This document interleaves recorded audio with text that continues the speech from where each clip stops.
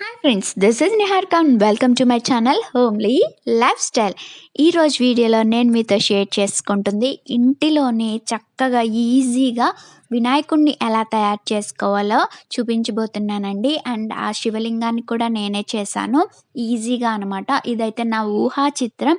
So ఎలా వస్తుందా అనుకుంటూ భయపడుతూ చేశానండి. బట్ ఫైనల్ అవుట్పుట్ అయితే మీరు చూసేస్తున్నారు. ఎస్, సక్సెస్ అనమాట. అండ్ మరి మట్టి అందరింట్లోని దొరకదు కదా. సో అందుకని నేనైతే అమెజాన్లో బుక్ చేశానండి. ఇది చెప్పాలంటే బంక మట్టి కన్నా చాలా చాలా బాగుంది. 100/100 ఇవ్వచ్చు. మట్టికి చాలా చాలా బాగుందండి. చెప్పాలంటే బొమ్మలు చేసే మట్టే అనమాట. నేను ఇక్కడ ఒక స్వీట్ బాక్స్ తీసుకుని ఒక ప్లేట్ అయితే తీసుకున్నానండి సైజు. సో ఆ ప్లేట్కి తగ్గట్టు మట్టి చేసుకుని, సో చూసారు కదా, ఇప్పుడు ఒక స్పూన్ తీసుకొని కట్ చేస్తున్నాను అనమాట. ప్లేట్ ఆన్మాల్ పెట్టుకుని కట్ చేశాను. సో ఫైనల్గా ఏమొచ్చిందో చూడండి. నీట్గా ప్లేట్ షేప్కి అయితే వచ్చేస్తుంది. ఎస్. సో ఇక్కడ పైన అయితే అన్ఈవెన్గా ఉంది కాబట్టి ఈవెన్గా వాటర్తో మళ్ళీ స్ప్రెడ్ చేసుకున్నానండి నీట్గా రావడానికి. అండ్ ఇప్పుడు కాలు కోసం పొడుగ్గా ఈ విధంగా 2 అరిచేతులంతా చేసుకోవాలండి. సో మీరు ఇక్కడ టిప్స్ మీరే చూసుకోవాలన్నమాట. 2 అరిచేతులంతా పొడుగు చేసాం, ఎందుకంటే ఒకేసారి 2 కాళ్ళు వచ్చేస్తాయి అన్నమాట. సో అలా రౌండ్గా పెట్టేసుకుని పాదాన్ని కొంచెం ఉంచుకోవాలండి ఫ్రంట్. సో 2 పాదాలకి గమనించండి గ్యాప్. నేను చేసిన బొమ్మ సైజ్కి 2 పాదాలకి గ్యాప్ వచ్చి 1 ఇంచ్ మాత్రమే ఉంటుందండి. అండ్ నెక్స్ట్ వచ్చేసి పంచ అనమాట. పైన పంచ కోసం సన్నగా ఉన్న పార్ట్ లోపల సైడ్కి పాదం సైడ్కి పెట్టుకోండి. కొంచెం వెడల్పుగా ఉన్న పార్ట్ బయట సైడ్కి వచ్చేలా పెట్టుకోండి. అలాగే గట్టిగా మాత్రం అస్సలు నొక్కద్దు. గట్టిగా నొక్కితే అతుక్కుపోయి పంచ నిలబడదండి. అండ్ ఇంకా పొట్ట కోసం పెద్ద బాల్ చేసుకోవాలండి. ప్రెస్ చేసేసుకోండి. And cylindrical shape chest part కోసం అనమాట. గట్టిగా ప్రెస్ చేయండి. ప్రెస్ చేసి షేప్ చేసేసుకోవటమేనండి. గట్టిగా ప్రెస్ చేస్తే ఆటోమేటిక్గా మనకి నీట్గా షేప్ అయితే వచ్చేస్తుంది. సో చూసారు కదా. అండ్ ఇక్కడ చెయ్య అతకటం కోసం, సో ఇక్కడ ఇంకొక టిప్ మీరు గమనించాలి. స్పూన్ కానీ ఈ నిప్పులు కానీ తీసి మట్టిని అలా కదపాలండి. సో కొంచెం డిస్టర్బ్ చేయాలన్నమాట. అప్పుడు దానివల్ల మనం వేరే పార్ట్ అతికించేటప్పుడు ఈజీగా అతుక్కుంటాయి. సో అండ్ అలాగే ఆ చేతికున్న మట్టిని దానికి అలా కలుపుకోవాలండి. సో ఇక్కడ నేను హెడ్ని అయితే ఫిక్స్ చేస్తున్నా. సో చూసారు కదా, మళ్ళీ అక్కడ ఉన్న మట్టిని కొంచెం తీసేసాను, రబ్ చేశాను అనమాట. అండ్ ఇంకొక బాల్ తీసుకుని హెడ్కి ఫిక్స్ చేసుకోవటమే. అండ్ ఇక్కడ ఇంకొక 2 స్మాల్ బాల్స్ తీసుకోవాలండి ఇయర్స్ కోసం. సో చెవుల కోసం చూసుకున్నారు కదా. సో ఈ షేప్ అయినా బాగానే ఉంటుందండి చెవులు. కాకపోతే నేను ఇలా చేటల్లా ఉండాలి అంటారు కదా వినాయకుడికి. సో అందుకని ఆ షేప్కి మళ్ళీ మార్చాను. అండ్ అలాగే దండ కూడా చేశానండి. సో ఇవేమి పర్టికులర్గా చూపించట్లేదు, ఎందుకంటే అన్నీ తెలిసినవే కాబట్టి చేసే వాళ్ళకి అర్థమవుతుంది కదా ఈజీగా. అండ్ నెక్స్ట్ తొండం కోసం పొడుగ్గా చేసేసుకొని ఫేస్ దగ్గర మిడిల్ పార్ట్లో ఫిక్స్ చేసుకోవటమేనండి. మనకి ఎటువైపు వంగాలో అటువైపు. సో మట్టి అయితే మనం ఏమి ఈని పొల్లలు కానీ ఏమి పెట్టక్కర్లేదు. మన చెప్పిన మాట ఉంటుంది అనమాట. చిన్నపిల్లలు క్లే ఆడితే ఎలా ఉంటుంది, ఇంచక్క ఎటువైపు కావాలంటే అటువైపు వంగేలా అలా ఉంటుందండి.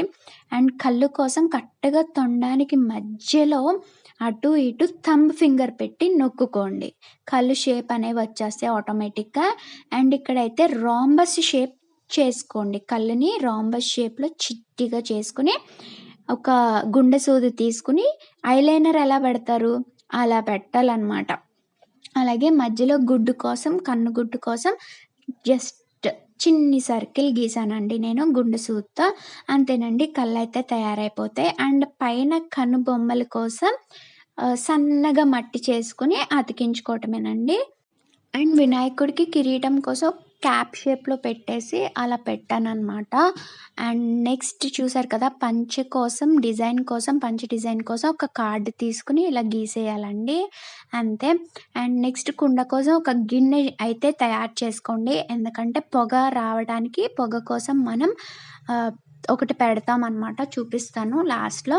అండ్ పైన ఇది చూసారు కదా! కుండ షేప్ కోసం ఇంకొకటి తీసి పెట్టుకున్నాను. ఇప్పుడు ఎలా వస్తది అనుకోకండి. ఎందుకంటే దానికిప్పుడు నేను హోల్ పెడుతున్నా అనమాట.